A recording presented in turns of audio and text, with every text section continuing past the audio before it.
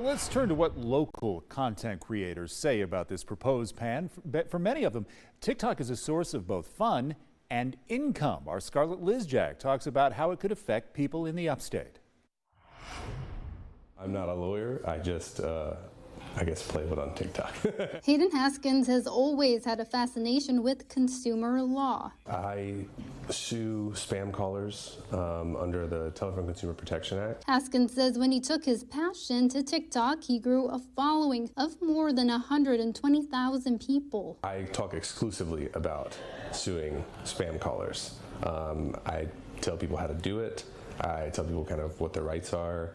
I'll show people the process. It's, for me, it's more of just like a passion project. And I like the fact that I've been able to create a community of people who are interested in this very weird niche thing that I'm into. Haskins says he's earned a couple $100 from TikTok, but for other creators like Ryan Roach, it's a main source of income. I've gotten over 500,000 followers, like over 200-300 million views.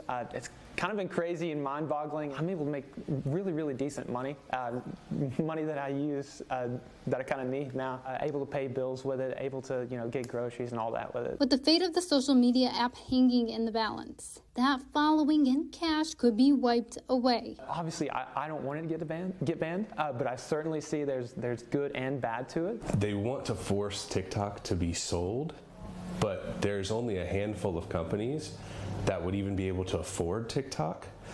And you're talking about, Microsoft, Google, Meta, Amazon, companies that already have, arguably have a monopoly over online advertising. If these TikTokers had the floor in D.C., we're told they would tell lawmakers that a ban would erase what they worked hard to create. I would strongly consider them to keep people like me in mind, who make money, who make friends and followers because of it, and try to keep that while also, trying to do the best they can to make it better with laws and stuff. I would tell them that they should be focused on breaking up corporate monopolies and not making them more powerful. In Greenville, Scarlett Lizjak, 7 News.